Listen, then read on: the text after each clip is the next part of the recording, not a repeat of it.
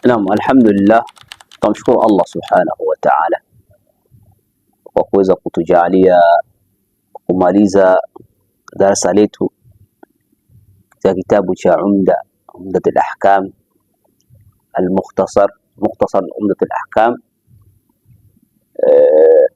Nitakuwa na haya machache ya kuweza kuyazungumza ili ujumbe ufike katika jamii, kutokana na mambo ambayo kidogo tumeingia kwenye mfumo, kwa sababu Allah subhanahu wa ta'ala anasema walan tarda anka alyahud wala nasara hatta tattabi'a millatahum.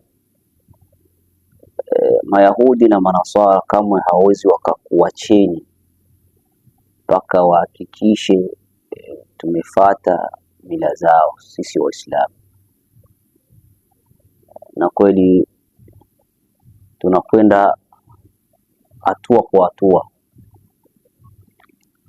tunawafata makafiri, tunawafata Mayahudi katika mila zao, katika utaratibu wao na mambo na tunavyoishi katika Waislamu wengi au baadhi ya Waislamu. Hauwezi ukamjua Muislamu kama ni Muislamu. Kwa sababu gani? Kwa sababu ya mila. Watu tumewaiga makafiri mpaka tukakosa ile nuru ya mtu ukimwona unamjua huyu Muislamu. Ndugu zangu Waislamu, kuishi kama gisi alivyoishi Rasulullah sallallahu alaihi wasallam ndio njia na pia ndio Uislamu. Nakumbuka siku moja nimejielekeza benki. Baada ya kujielekeza benki, sikumjua mtu kama ni Muislamu mpaka baada ya kuja kuniomba ni muazime kalamu peni, ndio nikajua kama ni Muislamu. Subhanallah. Yani mila, kumbe ndio maana Uislamu una mavazi yake, Uislamu una tarbia ambazo ndio nimetaka kugusia leo. Ndugu zangu Waislamu ambao mnaotufuatiliza katika kupitia channel yetu hii ya Harakati Muslim Burial Service, channel ambayo tunayotoa taarifa pia na mawaidha kama haya. Kuna utaratibu ambao umeshaingia katika safu za Waislamu, ambao utaratibu huu tunapoteza sunna na malengo ya sisi kuwajenga watoto zetu katika dini hii ya Allah subhanahu wa ta'ala. Leo ndugu zangu Waislamu, nimetaka kuzungumzia suala la mifumo ya madrasa mengi sana katika miji yetu hii ya Waislamu. Na madrasa nyingi sana katika nchi zetu hizi za uhaibuni, huwa tunafunga watoto wanapofunga masomo ya sekula. Madrasa ya dini yanafungwa sawasawa na gisi wanavyofunga ama wanakwenda likizo sekula. Alafu tunasahau kwamba madrasa zetu hizi zina muda mchache sana wa kumiliki mtoto. Ni maana mtoto anakwenda sekula, masomo ya kizungu, kuanzia saa 1 hadi saa 7 hadi saa 8. Maana ana masaa takriban masaa 7-8 iko anaifuatiliza dunia yake. Akitoka pale sekula, masomo yake ya kizungu, kwanza akili inakuwa imechoka, anakwenda kwenye madrasa. Kwenye madrasa anachukua dakika 45 ama saa moja, na akili yake imechoka, na yule mwalimu ambaye anayewapokea wale watoto kwa kuwafundisha ana watoto zaidi ya 100. Vipi hapo kwa haraka haraka, unaona tutatoa jamii gani hapo? Watoto zetu wataijua dini hii ya Uislamu, na mtoto afike pale aanze kusoma Qur'ani, asomeshwe tauhidi. Je, atazingatia lile ambalo tunalokusudia?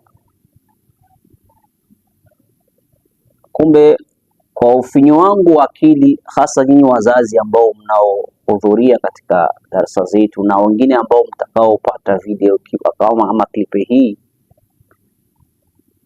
mimi nadhani huu ndio unakuwa wakati wetu na ndio fursa yetu sisi kuweza kuwadhibiti vijana wetu, tukaikaa nao tukawaelimisha. Hii miezi miwili tuitumie vilivyo, sababu mtoto atakuwa tu ni madrasa. Kumbe mimi nilikuwa naomba tusiwe tunafunga, tusiwe tunakwenda likizo, kwa sababu sisi Waislamu likizo yetu ni Ramadhani, zile siku 10 za Ramadhani. Kumbe tuchukue huyo muda tuishi na watoto zetu, tuwafundishe tauhidi katika asas za tarbia za mtoto, katika asas at-tarbiyati al-islamiyya litifla. Moja ni mtu kumtengeneza mtoto litaalum tauhid, kwa kuweza kujua mifumo na kumjua Mola wake Allah subhanahu wa ta'ala, kuijua Qur'an, kwa sababu leo mfumo wa makafiri wanaoingiza katika safu za Waislamu hawatulengi sisi, wanavilenga hivi vifaranga vyetu, vitoto vyetu. Ndio maana utakutana watoto kule katika sekula wanaofundisha mwanamume iko na uhuru wa kuweza kuwa mwanamke na mwanamke ana uhuru wa kuweza kuwa mwanaume. Sasa ikiwa kama mtoto wako haujamfungamanisha katika masomo ya dini, unampoteza, hasa katika nchi hizi za uhaibuni, nchi za maendeleo ambazo tuliokimbia kuja kutafuta maisha. Alafu na wengi hatuna muda wa kuikaa na watoto zetu, hatuna muda wa kuelimisha watoto zetu. Baba akitoka kazini amechoka, mama na yeye ni hivyo hivyo anafanya kazi, ama ndani ya nyumba TV imetawala. Sasa vipi haya vitu gani tuko tunatengeneza hapo? Ili bomu tuko tunakuja kulitengeneza, siku itakuja kuturipukia, ni pale mtu anakuwa anajuta. Ndio maana Allah subhanahu wa ta'ala akazungumza katika Qur'ani, katika dua ambayo manabii wamekuwa kiomba wakisema, rabbi habli rabbi wa dhurriyyatina qurrata a'yun waj'alna lilmuttaqina imama. Rabbi hab lana min azwajina wa dhurriyyatina qurrata a'yun waj'alna lilmuttaqina imama. Kwa sababu gani? Pale unaomba kwanza usalama ndani ya nyumba yako, usalama kwa watoto wako, wawe ni viburudisho vya macho yako, lakini kwanza mke wako, mtoto wako wawe wako na tauhidi, kwa sababu dini yetu tuchachukua tunawapa tunawapa maustazi. Kumbe hao sisi tuwape muda, sio jisali moja ndio unamchukua mtoto wako unampeleka katika madaris masaa 8 iko katika sekula, alafu dakika 45 au saa moja ndio unampa mwalimu. Sidhani kama hapa tutatengeneza msingi ama mashekhi, hapana. Sasa kumbe ndugu zangu Waislamu, ni kwa tu ni usia, kwa sababu kuna mimi nimepelekwa hiyo sehemu kama kisi mnavyoiona hapo katika runinga, nimeweza kualikwa katika madrasa Al-Ghazal. Alhamdulillah, watoto wamehitimu mwaka wao, lakini nimeonelea acha nifikishe hili, kwa sababu huu ndio muda sisi kuishi na watoto zetu, alafu tunawapeleka katika mazingira kama hayo. Ndio kwa ujumbe wangu tu mchache, inshallah tulifanyie fikra katika nyumba zetu, tufungue masomo madrasa, tufungue tarbia, jipe moja na mtoto wako, kwa sababu huo ndio rasilimali yako. Utakapomkosa huo huyo basi utakuwa umekosa vitu vyote ulivyokuwa unavitafuta hapo duniani. Ndio maana utakapomuoa mwanamke ambaye hazai, unafanya nini? Ima ndoa itaharibika ama utaoa mwanamke mwingine. Sasa umempata mtoto, mlee mtoto huyu, mpe tarbia za dini yetu hii ya Kiislamu. Ndio umekuwa ujumbe wangu, naomba muufikishe, na yule ambaye atakayejalia kupata klipu hii basi iwe zawadi kwake na aweze kuisambaza ili tuone kama tutapata mbegu zipi insha Allah. Ni mtumishi wa Mungu Imam Yahya Jeshi la Mtu Mmoja, chini ya TV yenu ya Harakati Muslim Beria, katika mji wetu huu wa Durban nchini South Africa. Wassalamu alaikum wa rahmatullahi wa barakatuh.